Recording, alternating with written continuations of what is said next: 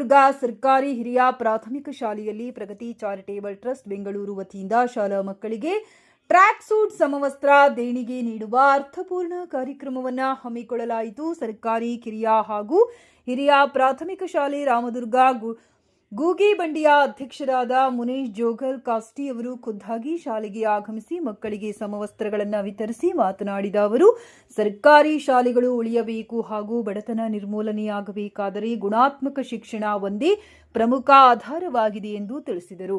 ಯಾವ ಮಕ್ಕಳು ಶಾಲೆ ಬಿಡದೆ ಚೆನ್ನಾಗಿ ಅಭ್ಯಾಸ ಮಾಡಿ ಭವಿಷ್ಯದಲ್ಲಿ ಉನ್ನತ ಮಟ್ಟಕ್ಕೇರಿ ಸಮಾಜಕ್ಕೆ ಕೈಲಾದಷ್ಟು ಸಹಾಯ ಮಾಡಬೇಕೆಂದು ವಿದ್ಯಾರ್ಥಿಗಳಿಗೆ ಕಿವಿ ಮಾತು ಹೇಳಿದರು. ಕ್ಷೇತ್ರ ಶಿಕ್ಷಣಾಧಿಕಾರಿಗಳಾದ ಎಚ್.ಬಿ. ನಟೇಶ್ ಅವರು ಸಸಿಗೆ ನೀರೆರೆಯುವುದರ ಮೂಲಕ ಕಾರ್ಯಕ್ರಮಕ್ಕೆ ಅಧಿಕೃತ ಚಾಲನೆ ನೀಡಿದರು. ಈ ಕಾರ್ಯಕ್ರಮದ ಅಧ್ಯಕ್ಷತೆಯನ್ನ ಎಸ್ಡಿಎಂಸಿ ಅಧ್ಯಕ್ಷರಾದ ಶ್ರೀಮತಿ ಶರಣಮ್ಮ ಮಂಜುನಾಥ್ ಅವರು ವಹಿಸಿದ್ದರು.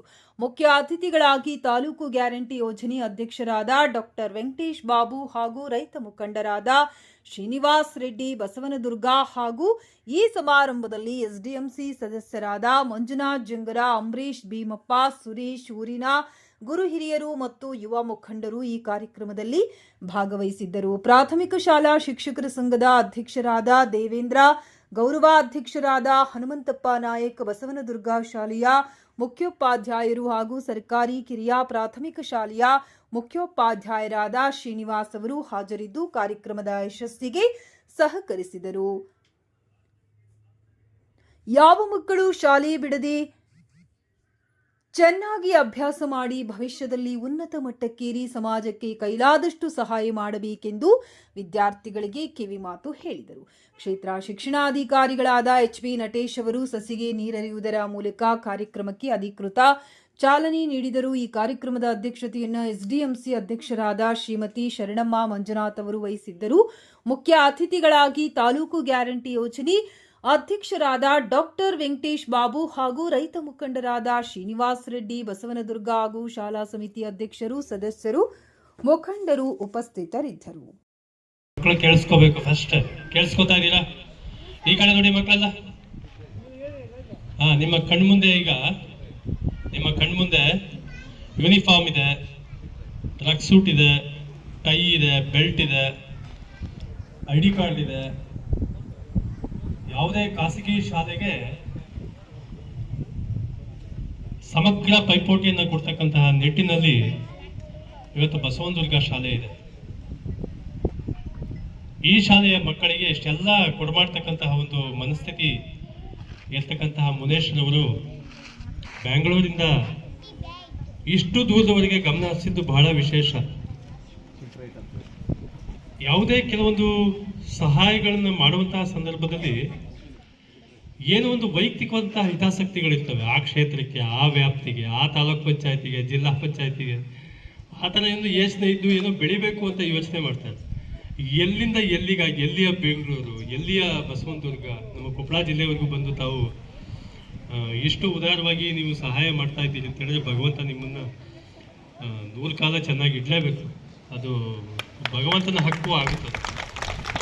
ಆ ದಿಶೆಯಲ್ಲಿ ತುಂಬ ಖುಷಿ ಇದೆ. ನಾವು ನಮ್ಮ ಸರ್ಕಾರದ ವತಿಯಿಂದ ಏನೆಲ್ಲ ಸೌಲಭ್ಯಗಳನ್ನ ಒದಗಿಸ್ತಾ ಇದ್ದೀವಿ. ಕ್ಷೀರಭಾಗ್ಯ ಇರ್ಬೋದು, ಅಕ್ಷರದಾಸೋಹ ಇರ್ಬೋದು, ಸಮವಸ್ತ್ರ ಇರ್ಬೋದು, ಜೊತೆಗೆ ಈಗ ಮಧ್ಯಾಹ್ನಕ್ಕೆ ಊಟದ ಜೊತೆಗೆ ಮೊಟ್ಟೆ ಅಥವಾ ಬಾಳೆಹಣ್ಣು ಕೊಡ್ತಕ್ಕಂಥ ವ್ಯವಸ್ಥೆ ಇರ್ಬೋದು. ಮತ್ತು ಈಗ ಮುಂದಿನ ವಾರದಲ್ಲಿ ನಾವು ಮಕ್ಕಳಿಗೆ ಶೂ ಮತ್ತು ಸಾಕ್ಸನ್ನು ವಿತರಣೆ ಮಾಡ್ತಾ ಇದ್ದೀವಿ. ಸರ್ಕಾರದ ಯೋಜನೆಗಳು ಅಷ್ಟೇ ನಮ್ಮ ಮಕ್ಕಳನ್ನ ಸ್ವಲ್ಪ ಬೆಳಗಲಿಕ್ಕೆ, ಪ್ರತಿಭೆಯನ್ನು ವ್ಯಕ್ತಪಡಿಸಲಿಕ್ಕೆ ಅವಕಾಶ ಮಾಡಿಕೊಡೋದ್ರ ಜೊತೆಗೆ ಅಡಿಷನಲ್ ಆಗಿ ಮುನೇಶ್ ಅಂತ ದಾನಿಗಳು ಕೊಡ್ತಕ್ಕಂತಹ ಒಂದು ಏನು ಪ್ರೋತ್ಸಾಹದಾಯಕವಾದಂತಹ ಸೌಲಭ್ಯಗಳಿದೆ, ಅದು ಕೂಡ ಮಕ್ಕಳನ್ನ ನಾವೇನು ಕಡಿಮೆ ಇಲ್ಲ ಖಾಸಗಿ ಶಾಲೆಗಳಿಗೆ ಅನ್ನುವಂಥ ಮನಸ್ಥಿತಿನ ಉಂಟು ಮಾಡುತ್ತೆ. ಸೊ ಎಲ್ಲ ಒಂದು ಕಡೆ ಪರೋಕ್ಷವಾಗಿ ನಾವು ಚೆನ್ನಾಗಿ ಓದಬೇಕು ಅಂತ ಮನಸ್ಥಿತಿ ಕೂಡ ಉಂಟಾಗುತ್ತೆ. ನಮ್ಮ ಹನುಮಂತಪ್ಪ ಅವರು ಹೇಳ್ದಂಗೆ ಸರ್ಕಾರಿ ಶಾಲೆಗಳನ್ನ ಉಳಿಸ್ಕೊಳ್ಳದೆ ಕಷ್ಟ ಆಗಿರ್ತಕ್ಕಂಥ ಈ ಒಂದು ಸಂದರ್ಭದಲ್ಲಿ ಒಳ್ಳೆಯ ಹೆಡ್ ಮಾಸ್ಟರ್ ಇಲ್ಲಿ ಇದ್ದಾರೆ, ಛತ್ರಪ್ಪ ಇದ್ದಾರೆ, ಒಳ್ಳೆಯ ಸಿಬ್ಬಂದಿ ಇದೆ, ಶಾಲೆಯ ಪರಿಸರ ಚೆನ್ನಾಗಿದೆ, ಮಕ್ಕಳಲ್ಲಿ ಕಲಿಕೆಯೂ ಕೂಡ ಚೆನ್ನಾಗಿದೆ. ನಾವು ಕಳೆದ ಬಾರಿ ಬಂದಾಗ ಗಮನಿಸಿದ್ದೇನೆ. ಸೊ ಇದು ಯಾವುದೇ ಖಾಸಗಿ ಶಾಲೆಗಳಿಗೆ ಕಡಿಮೆ ಇಲ್ಲ ಅನ್ನೋ ಮಟ್ಟಕ್ಕೆ ಬೆಳಿಬೇಕು. ಅದು ಛತ್ರಪ್ಪ ಜವಾಬ್ದಾರಿ ಇನ್ನೂ ಜಾಸ್ತಿ ಇದೆ, ಅದನ್ನು ಸಾಧಿಸ್ತಾರೆ ಅಂತ ಹೇಳ್ತಾ ಮುನೇಶ್ ಸರ್ ಅವರಿಗೆ ನಾನು ಮತ್ತೊಮ್ಮೆ ವಿಶೇಷವಾಗಿ ಧನ್ಯವಾದಗಳನ್ನ ಹೇಳಲೇಬೇಕು. ಕಳೆದ ಬಾರಿ ಆಕಸ್ಮಿಕವಾಗಿ ನಾವು ಇಲ್ಲಿಗೆ ಬರ್ಲಿಕ್ಕೆ ಆಗಲಿಲ್ಲ. ಸೊ ಈ ಬಾರಿ ಅವಕಾಶ ನಾವು ಮಿಸ್ ಮಾಡ್ಕೋಬಾರ್ದು, ಅವ್ರಿಗೊಂದು ಗೌರವ ಸೂಚಿಸಬೇಕು ಅಂತಕ್ಕಂಥ ಒಂದು ಆಸೆಯನ್ನು ಇಟ್ಟುಕೊಂಡು ಇವತ್ತು ಇಲ್ಲಿಗೆ ಆಗಮಿಸಿದ್ದೇನೆ. ಈ ಒಂದು ಏನು ಸೌಲಭ್ಯಗಳನ್ನ, ಈ ಒಂದು ವಸ್ತುಗಳನ್ನ ಮಕ್ಕಳಿಗೆ ಕೊಡ್ತಾ ಇದ್ದಾರೆ, ಬಗ್ಗೆ ಭಗವಂತ ಇನ್ನೂ ಕೊಡ್ತಕ್ಕಂತಹ ಒಂದು ಶಕ್ತಿಯನ್ನ ಹೆಚ್ಚಿಸಲಿ. ಉತ್ತರ ಕರ್ನಾಟಕದ ಭಾಗಕ್ಕೂ ಕೂಡ ತಾವು ಗಮನ ಹರಿಸಿರ್ತಕ್ಕಂತಹ ಒಂದು ಕಾಳಜಿಯನ್ನು ನಾವು ನಿರಂತರವಾಗಿ ಅಭಿನಂದಿಸ್ತೀವಿ ಸರ್. ನಾನು ಕೂಡ ಬೆಂಗಳೂರು ಪಕ್ಕದ ಮೈಸೂರು ಜಿಲ್ಲೆಯವನು. ನೀವು ಬಂದಿದ್ದೀರಿ, ಬೆಂಗಳೂರಿಂದ ಬಂದಿದ್ದೀರಿ, ನಾವೇ ಬಂದಷ್ಟು ಸಂತೋಷ ನನಗೆ. ಸೊ ಆ ದಿಶೆಯಲ್ಲಿ ಇವತ್ತು ಈ ಕೊಪ್ಪಳ ಜಿಲ್ಲೆಯಲ್ಲಿ ನಾವು ಗಮನಿಸ್ತಾ ಇದ್ದೀವಿ ಸರ್, ಉತ್ತರ ಕರ್ನಾಟಕದಲ್ಲಿ ಇನ್ನೂ ಮಕ್ಕಳು ಶೈಕ್ಷಣಿಕವಾಗಿ ಹೆಚ್ಚು ಬೆಳಿಬೇಕಾಗಿದೆ ಮತ್ತು ಪೇರೆಂಟ್ಸ್ ಅಲ್ಲಿ ಕೂಡ ಅದೊಂದು ವೇದಿಕೆ ಮೇಲೆ ಇದ್ದಾರೆ.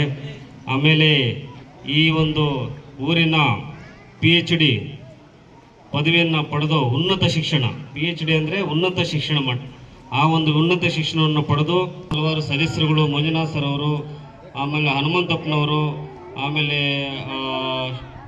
ಶಿಕ್ಷಕರ ಸಂಘದ ಇನ್ನೂ ಹಲವಾರು ಸದಸ್ಯರುಗಳು, ಸುರೇಶ್ ಅವರು, ಇನ್ನೂ ಹಲವಾರು ವೇದಿಕೆ ಮೇಲೆ ಎಲ್ಲರೂ ಕೂಡ ಸೇರಿದ್ದೀರಿ. ಯಾರಾದರೂ ಹೆಸರು ಬಿಟ್ಟಿದ್ರೆ ಕ್ಷಮಿಸಬೇಕು. ಮತ್ತು ಬಹುಮುಖ್ಯವಾಗಿ ಈ ಶಾಲೆಯ ಮುಖ್ಯ ಶಿಕ್ಷಕರು, ಶಿಕ್ಷಕಿಯರು, ಸಹ ಶಿಕ್ಷಕರು, ಶಿಕ್ಷಕಿಯರು ಎಲ್ಲರೂ ಕೂಡ ಸೇರ್ಕೊಂಡಿದ್ದೀರಿ. ಮಕ್ಕಳು, ಮೀಡಿಯಾ ಮಿತ್ರರು ಎಲ್ಲ ಕೂಡ ಸೇರ್ಕೊಂಡಿದ್ದೀರಿ. ಎಲ್ಲರಿಗೂ ಕೂಡ ನಮಸ್ಕಾರಗಳನ್ನು ತಿಳಿಸುತ್ತೀವಿ. ಮಕ್ಕಳೇ ಕೇಳಬೇಕಿಲ್ಲಿ, ಕೇಳಿಸಿದ್ಯಾ? Thank you. ಇವತ್ತು ಪರಿಸ್ಥಿತಿ ಏನಾಗಿದೆ ಅಂತಂದರೆ, ಎಲ್ಲ ರಾಜ್ಯದಲ್ಲಿ ಸರ್ಕಾರಿ ಶಾಲೆಗಳನ್ನು ದಾಖಲಾತಿ ಸಂಖ್ಯೆ ಕಡಿಮೆಯಾಗಿ ಮುಚ್ಚುವಂಥ ಪರಿಸ್ಥಿತಿ ಇವತ್ತು ಏರ್ಪಟ್ಟಿದೆ. ಎಲ್ಲ ವ್ಯಾಮೋಹ ಬಂದು ಖಾಸಗಿ ಶಾಲೆಗಳ ಮೇಲೆ, ವ್ಯಾನ್ಗಳ ಮೇಲೆ, ಬಿಲ್ಡಿಂಗ್ಸ್ ಮೇಲೆ, ಅಲ್ಲಿ ಕೊಡುವಂಥ ಯೂನಿಫಾರ್ಮ್, ಶೂಸ್ ಮೇಲೆ ಈ ಒಂದು ಪೋಷಕರಿಗೆ ವ್ಯಾಮೋಹ ಜಾಸ್ತಿ ಆಗಿದೆ. ಆ ವ್ಯಾಮೋಹನೇ ಇವತ್ತು ಸಾಲ ಮಾಡಿ ಮಕ್ಕಳನ್ನು ವಿದ್ಯೆ ಕೊಡಿಸುವಂಥ ಪರಿಸ್ಥಿತಿಗೆ ನಾವೆಲ್ಲ ಕೂಡ ತಲುಪಿದ್ದೀವಿ. ಎಂಡ್ ಸ್ಟೇಜ್ ಅಂತ ಕೂಡ ನಾವು ಇದನ್ನು ಕರಿಬೋದು. ಈ ಒಂದು ನಿರಂತರ ಇದು ಸಮಸ್ಯೆ ಇದು. ಈ ಒಂದು ಸಮಸ್ಯೆಗೆ ಪರಿಹಾರ ಸರ್ಕಾರನೇ ಕೊಂಡ್ಕೊಳ್ಬೇಕು. ನಾಗರಿಕರು ನಾವೇನು ಮಾಡ್ಲಿಕ್ಕಾಗೋದಿಲ್ಲ. ನಾವೇನು ಮಾಡ್ಬೋದು ಅಂತಂದರೆ ಇರೋದನ್ನು ಉಳಿಸ್ಕೊಂಡು ಹೋಗ್ಬೇಕು. ಸರ್ಕಾರಿ ಶಾಲೆಗಳನ್ನು ಇನ್ನೂ ಹೆಚ್ಚಾಗಿ ಎಸ್ಟಾಬ್ಲಿಷ್ಮೆಂಟ್ ಮಾಡುವಂಥ ಒಂದು ಪಾಲಿಸಿ ಸರ್ಕಾರಕ್ಕೆ ಬಿಟ್ಟಿದ್ದು. ಇರುವಂಥ ಸರ್ಕಾರಿ ಶಾಲೆಗಳಲ್ಲಿ ಗುಣಮಟ್ಟದ ಶಿಕ್ಷಣವನ್ನು ಹೇಗೆ ಮಾಡಬೇಕು, ಅಲ್ಲಿರುವಂಥ ದಾಖಲಾತಿಗಳನ್ನು ಹೇಗೆ ಇನ್ಕ್ರೀಸ್ ಮಾಡಬೇಕು, ದಾಖಲಾತಿಗಳನ್ನು ಇನ್ಕ್ರೀಸ್ ಮಾಡಬೇಕಂದ್ರೆ ಅಲ್ಲಿ ಏನು ಸೌಲಭ್ಯಗಳನ್ನು ಕೊಡಬೇಕು, ಅದನ್ನು ಮಾತ್ರ ನಾವು ಆಲೋಚನೆ ಮಾಡಿಕೊಂಡು ಕೆಲಸ ಮಾಡ್ತಾ ಇರುವಂಥದ್ದು ಸರ್ ಪ್ರಗತಿ ಚಾರಿಟಬಲ್ ಟ್ರಸ್ಟು. ಈಗಾಗಲೇ ನಾವು 250ಕ್ಕಿಂತ ಹೆಚ್ಚು ಸರ್ಕಾರಿ ಶಾಲೆಗಳ ಜೊತೆ ಕೆಲಸ ಮಾಡ್ತಿದ್ದೀವಿ. ಹೇಗಪ್ಪ ಅಂತಂದರೆ, ಸುಣ್ಣ ಬಣ್ಣ ಮಾಡೋ ಮುಖಾಂತರ, ನಲಿಕಲಿ ಚೇರ್ಸ್ ಕೊಡೋ ಮುಖಾಂತರ, ಅಲ್ಲಿ ಬ್ಯೂಟಿಫಿಕೇಶನ್ ಮಾಡೋ ಮುಖಾಂತರ, ಏನು ಗೋಡೆಗಳಿಗೆ ಗ್ರೀನ್ ಬೋರ್ಡ್ಸ್ ಕೊಡೋ ಮುಖಾಂತರ, ಸ್ಮಾರ್ಟ್ ಕ್ಲಾಸಸ್ಗೆ ಟಿವಿಗಳನ್ನು, ಪ್ರೊಜೆಕ್ಟರ್ಗಳನ್ನ ಕೊಡುವ ಮುಖಾಂತರ, ಶಿಥಿಲೀಕರಣ ಆಗಿರುವಂಥ ಶಾಲೆಗಳಿಗೆ ಅಲ್ಲಿ ಏನೋ ಒಂದು ಸಿವಿಲ್ ವರ್ಕನ್ನು ಮಾಡುವಂಥದ್ದು ಮುಖಾಂತರ, ಡೆಸ್ಕ್ಗಳನ್ನು ಕೊಡುವ ಮುಖಾಂತರ, ಹೀಗೆ ಮಕ್ಕಳಿಗೆ ಯೂನಿಫಾರ್ಮ್ಸ್ ಕೊಡುವಂಥದ್ದು, ಟ್ರ್ಯಾಕ್ ಸೂಟ್ಸ್ ಕೊಡುವಂಥದ್ದು, ನೋಟ್ಬುಕ್ಸ್ ಕೊಡುವಂಥದ್ದು. ಈಗಾಗಲೇ ನಮ್ಮ ಸಂಖ್ಯೆ 20,000ಕ್ಕಿಂತ ಹೆಚ್ಚು ಮಕ್ಕಳ ಜೊತೆ ಒಡನಾಟ ನಾವು ಬೆಳೆಸ್ಕೊಂಡು ಬರ್ತಾ ಇದ್ದೀವಿ ಸುಮಾರು 7-8 ವರ್ಷಗಳಲ್ಲಿ.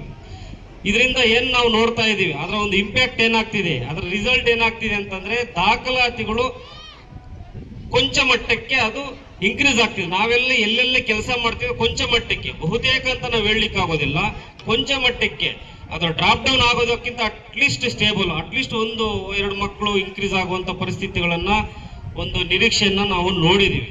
ಹಾಗಾಗಿ ಇನ್ನೂ ಹಲವಾರು ಸಂಘ ಸಂಸ್ಥೆಗಳು, ನಾಗರಿಕ ಬಂಧುಗಳು, ಊರಿನವರು, ಸಮುದಾಯದವರು ಪ್ರತಿಯೊಬ್ಬರು ಕೂಡ ಕೈ ಜೋಡಿಸಿದ್ರೆ ಸರ್ಕಾರಿ ಶಾಲೆಗಳು ನಿಜವಾಗ್ಲೂ ಇವತ್ತು ಉತ್ತಮವಾದ ಒಂದು ಶಿಕ್ಷಣವನ್ನ ಕೊಡುವಂತ ಒಂದು ಏನು ಎನ್ವಿರಾನ್ಮೆಂಟ್ ಅನ್ನ ನಾವು ರೂಪಿಸ್ಕೊಳ್ಬಹುದು ಅಂತ ನಾನು ಈ ಮುಖಾಂತರ ಹೇಳ್ತೀನಿ.